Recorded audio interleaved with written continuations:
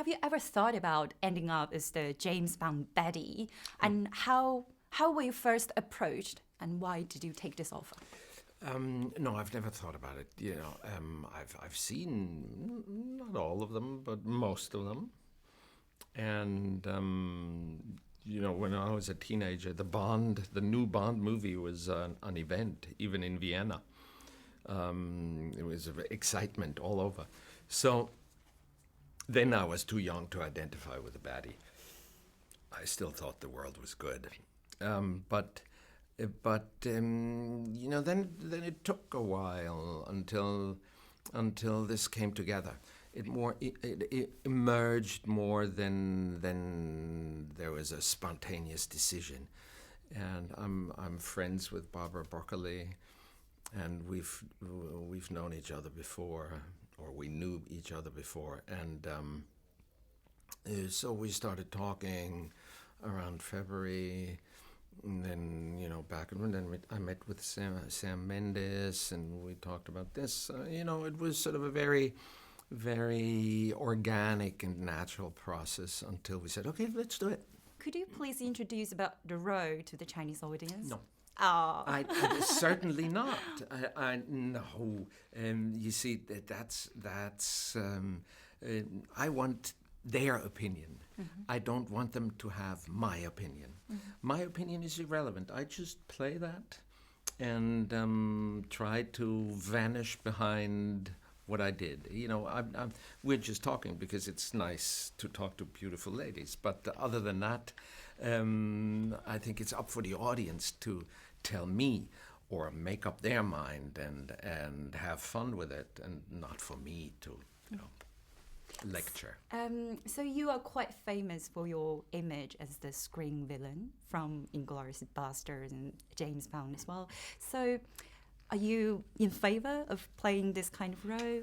Yeah, the actor's position is always to do what's on offer. And since movies, especially movies of that size, are inevitably a commercial enterprise, the branding always plays a part, and marketing, and I don't understand anything about that.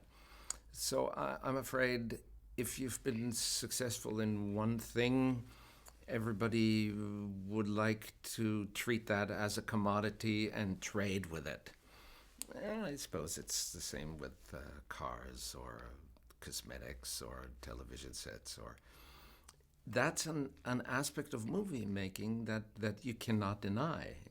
Movies are so expensive that if you want people to invest in it, you have to promise them some kind of return. So in order to weigh that risk, they want some kind of security. It's all understandable. I have nothing to do with that. Mm-hmm. I just look at the role. And if the role is good, and if I like the people that I could do it with, I play the part. Mm-hmm. And if I like the story, because the story is what in the end what the finished movie is all about.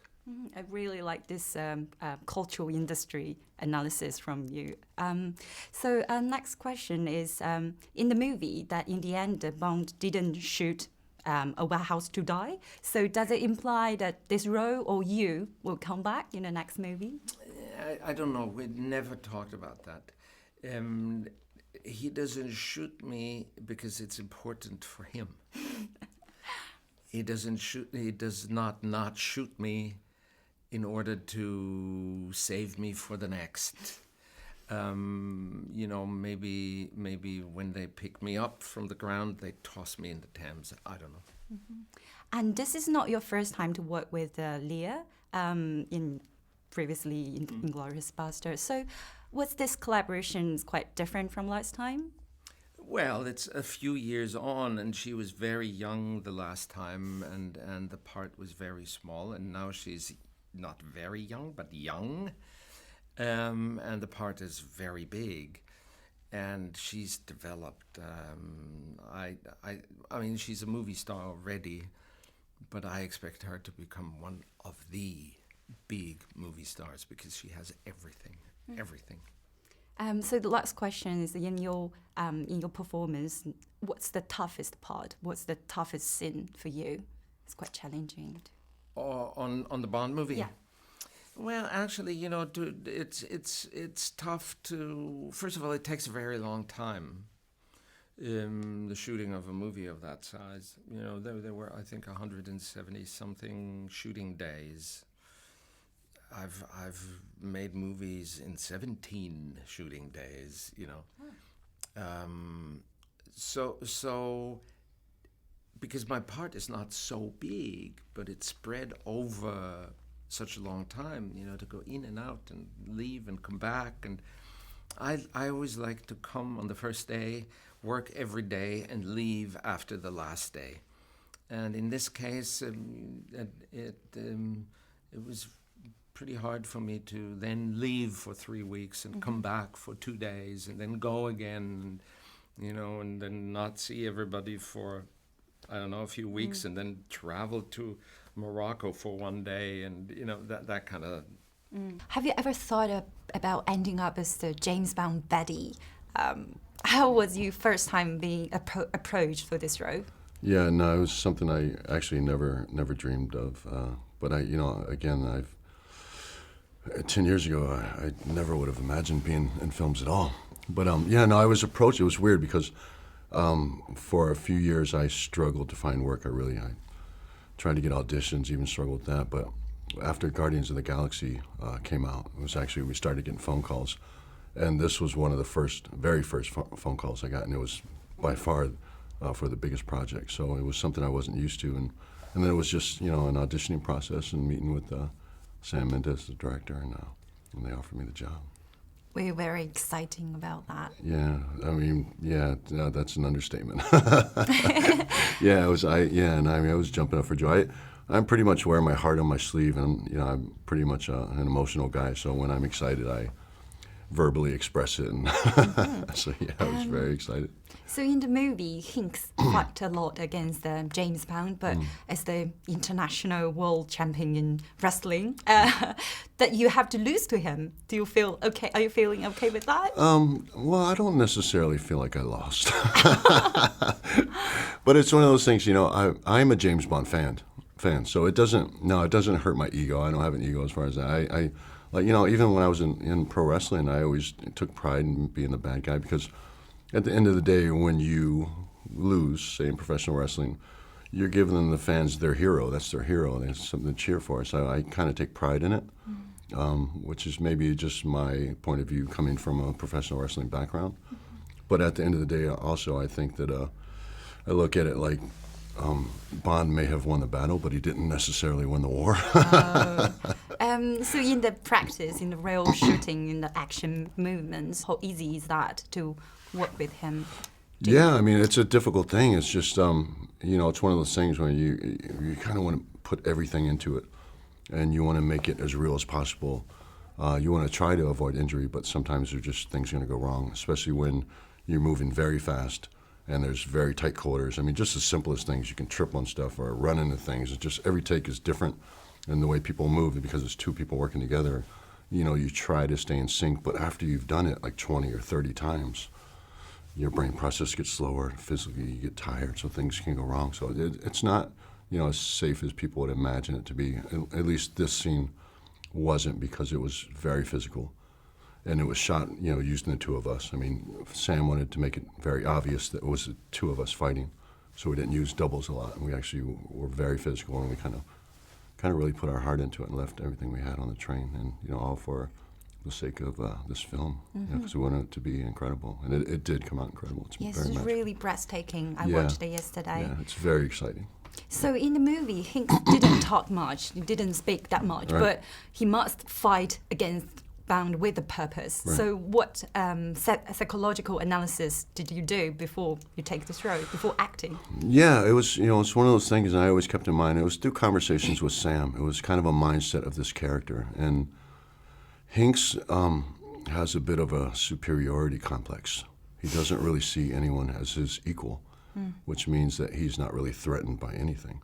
So there's no, when people get overly angry and mad, that's when, it's like they're trying too hard. But Hinks is kind of, it's more like a cat and mouse game. He's playing a game and he's enjoying it. So that was kind of the mindset we kept of the character. And it shows on film. I mean, just little subtle things by not being overly aggressive, by not scowling too much. Actually, when in the middle of a fight scene, a little smirk here and there. It says something about the character, the different mindset of the character. So in the movie that you shoot all over the different countries, so which country shooting is most excitingly challenging for you? Well, challenging was definitely Austria because the weather. I mean, the weather and the conditions. I mean, they were rough, but they, it's so beautiful and so amazing to watch, especially on film. I think people will never really know, the challenges that we faced with just the simple things like logistically. Like we started a car chase up at the top of the mountain, and down the mountain I'm firing a gun, so I can't even count how many times the gun jammed. But in order to go back and reset, we didn't just turn around and go back. We had to drive all the way down the mountain, then drive all the way back up the mountain. And so, the reset time alone was, 20 minutes. So it's just like things like that just make it a little rougher than usual. How is the collaboration with Daniel Craig? How do you feel that? No, I think me and Daniel, we were really, he's such an affable guy. He's such a likable person. He's just when he's not filming, he jokes around a lot and he sings a bit, and he's just very easygoing. And he, right off the bat, and this wasn't very important to me because he's James Bond. He's the man, and on these sets, he is the man. But he didn't make me feel like a stranger. He made me feel very welcome, and like he was very happy that I was there. He was really glad to have me aboard, and that makes all the difference in the world when you get somebody, especially the star, who's welcoming you and making you feel comfortable and making you feel at home. So right off the bat, I like Daniel. Great. But I liked him even more after we started training together because Daniel works very hard and I work very hard.